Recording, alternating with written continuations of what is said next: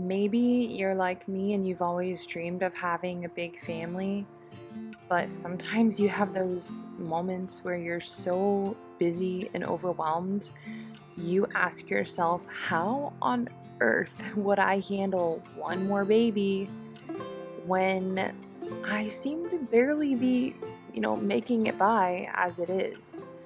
If you've had those thoughts, then you are not alone. You're in good company. It's just you and basically all wives for all of time.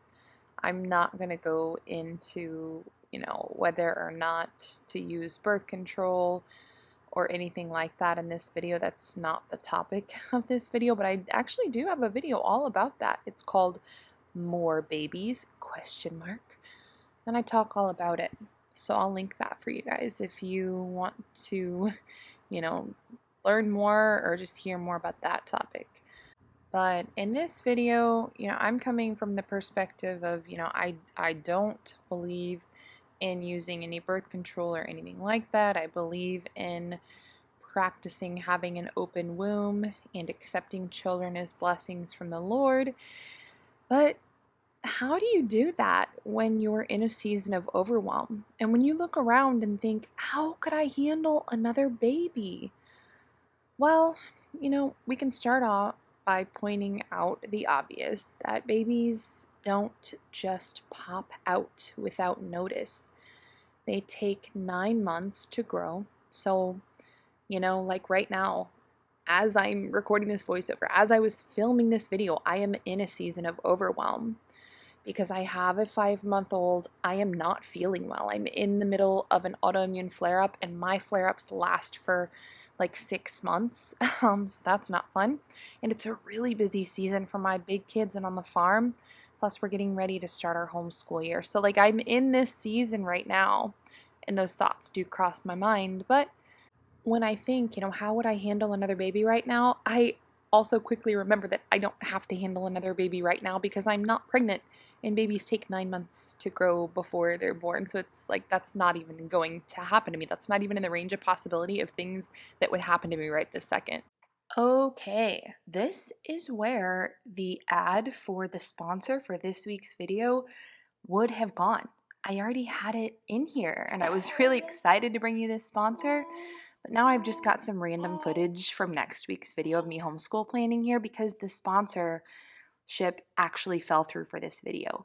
When I signed with the sponsor, they gave me creative freedom, knowing good and well what kind of channel this was and what I talked about.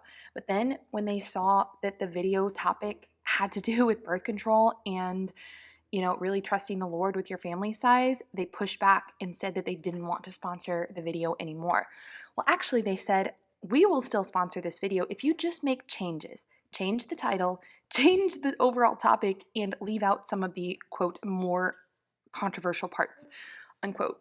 I came back and I said, no, I'm not changing the video. I'm not changing the title. I'm not changing a thing about this because in the contract, I was given creative freedom and I'm very open as far as like what I'm all about and my stances on this channel.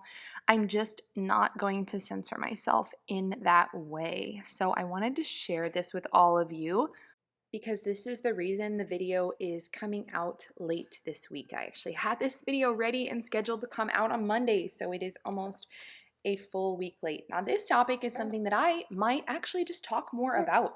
I might make a short video about being a content creator, working with sponsors, and, my beliefs as far as maintaining integrity in that role.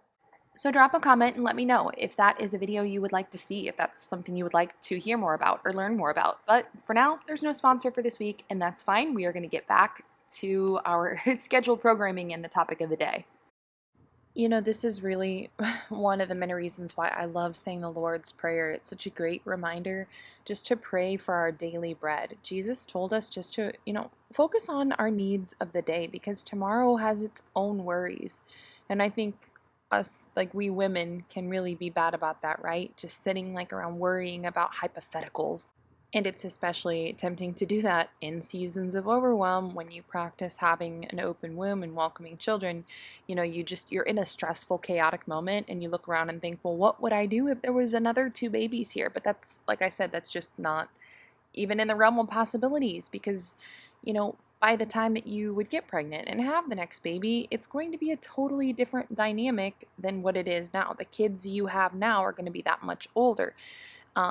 Difficult seasons come and go, they ebb and flow, things get a little bit easier. So that's just so important to keep in mind. So while I'm doing this, I'm throwing together a meal that was partially prepped that came in a healthy meal kit. So on this night, we had to run out the door to get the boys to football practice. We had stuff to do around the farm.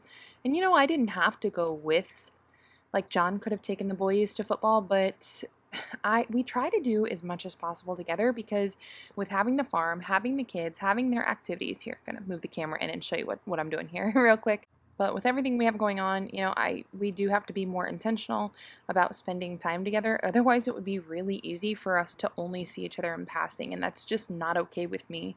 That's not why I married my husband, to only see him in passing. That's not why we had children and we're having a family, to only see each other in passing. That's just not okay with me. Plus we really enjoy spending time together. So with having little ones, toddler and baby, it is more difficult getting out the door and being intentional enough to have meals ready on time so that I can go along or we can do things together as a family. But for me, it's worth it to spend that time together. So, as I mentioned, I'm throwing together kind of like a fast food meal for us, at least from a meal kit delivery service, because we had to get out the door for the boys' football practice and I had very little time. I have actually never done a meal kit delivery service because you all know that I really love to just throw things together, cook from scratch, and come up with my own recipes. That's like why my blog was born, because that's my way to be creative. It's like therapeutic for me to just go in the kitchen and make things up. But in this really busy season, when I'm not feeling good, that has been really difficult. I'm pretty limited on what I can eat. And as much as I try to stay prepared by always having, healthy stuff ready in the fridge that I can grab and go, it's nice to have alternative options on hand as well. And when you're in a season of overwhelm, it's really easy to say, oh, well, I just need to let some things slide for now. And that's true. Sometimes you do just have to say, okay, something's got to give. And you need to go through your priority list and decide what needs to be bumped down. And some things just have to give. But if you're in a health crisis, that can't be your diet. And if you've ever experienced this, you know exactly what I mean. So it just adds another, layer of difficulty to the entire overwhelm situation. It's really tricky to come online or even in real life for that matter. It's really tricky to put yourself out there to anyone when you are a mom who has or a couple who's chosen to have a large family and you're in a season of overwhelm. It's difficult to share that because there's very little sympathy to be had. Most people are like, almost like, see, I told you so, or, well, then why would you want more children? Like, they don't understand that, two things can exist at the same time. You can be incredibly happy and blessed with your family and also just be in a season of overwhelm. And, I think a lot of people, they just aim these attacks at large family moms when they share, have are a little bit vulnerable about feeling overwhelmed, and they act like that doesn't happen to moms with two or three kids, when in reality, most families I know that have two or three have chosen to have like two or three kids, the mom is very overwhelmed. A lot of times she's working a stressful job outside the home, and then she's trying to get the kids to and from school and to and from all their activities, and she's overwhelmed as well. But it's okay for her to talk about it because she has the, quote, acceptable amount of kids according to our current society. Whereas the mom with the large family, if she just didn't have that many kids, then everything would be perfect for her, right? Like, how silly is that? But you know, if you have a lot of kids, you know exactly what I'm talking about, being met with those kinds of comments when you open up to anybody about feeling overwhelmed or about feeling like, gosh, I just don't know how I would handle another baby right now. And that leads me to my next point. Something that I've learned by experience is to be mindful of the kind of company I keep and keep company that has the same morals and values. In fact, I do think it is wise to just, you know, find your friends and the people you spend the most time with in your church community because you're going to share values there. And when you're Catholic, that's pretty easy because Catholics don't use birth control, and everybody, well, Catholics that believe in Catholicism, I should say, so everybody's kind of on the same page with that. So you're not going to be attacked when you share these feelings, and moms are going to be a lot more likely to relate.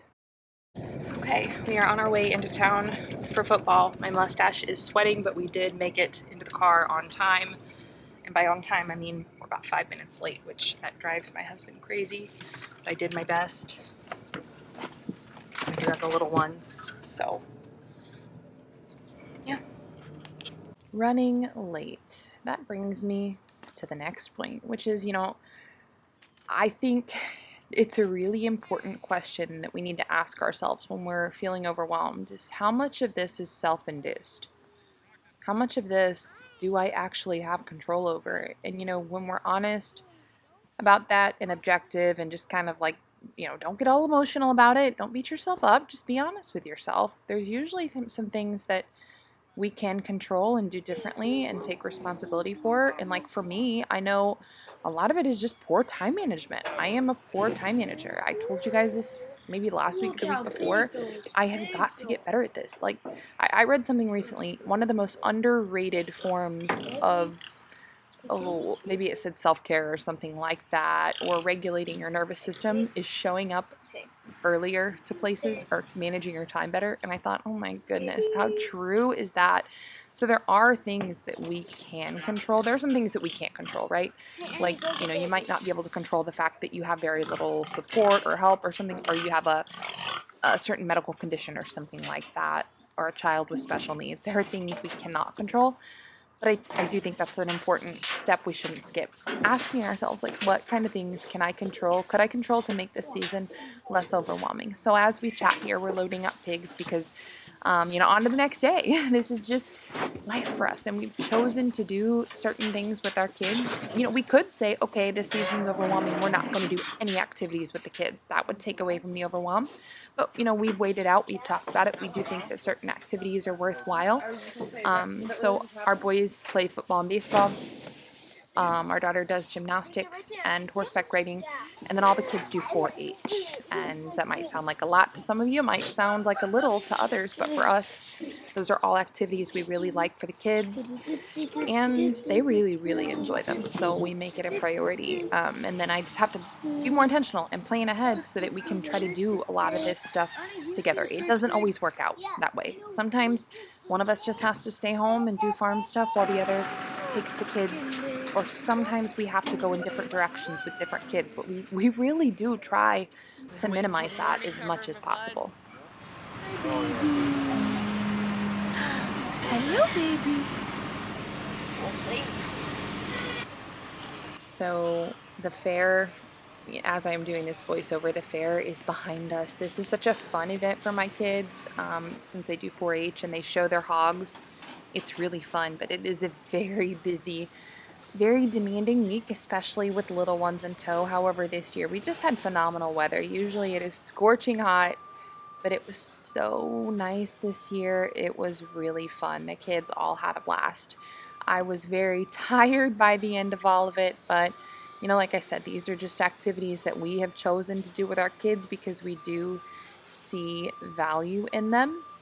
However, I do have those thoughts. Like, I'm a normal person, so I do have those thoughts when, we're hot and sweaty, loading pigs, and, kids running everywhere. Like, gosh, what would I do if I had a couple more babies right now, or a couple more kids running around in different directions right now? And like I said, I just have to remind myself to focus on the present rather than worrying about hypotheticals, because we're going to move into the next point. It is very presumptuous to just assume that you're going to have more children. Even if you're a person who has like super fertility and you've had a few kids back to back to back, that doesn't mean it's going to always be that way. I know that can be hard to believe if that's been your experience. That was me in my 20s. Like it was we did not have to try to get pregnant. We just did. And then I learned firsthand what secondary infertility is. And that can happen to anyone at any time. It can have to happen after your first baby, after your second, after your fifth, after your seventh. It can happen anytime. At any time, your days of having children could be over. And maybe it's not even secondary infertility. Maybe it's something really tragic like losing your spouse or, just something happening with your health. It's very presumptuous to think I'm just going to, keep having kids for the rest of my childbearing years. Every life, every child, every pregnancy truly is a miracle when you think about it, and we shouldn't take that for granted. So that's just another reason to stay focused on today, focused on the present, and just, focus on that daily bread. If you need a reminder, then this is your reminder to say the Lord's Prayer every day. Pray for daily bread. Pray for, just being in a headspace of being present minded and not taking life and the ability to bring new life into this world for granted, because it might not always come so easy. Like I said, you truly never know when, your current baby is going to be your last.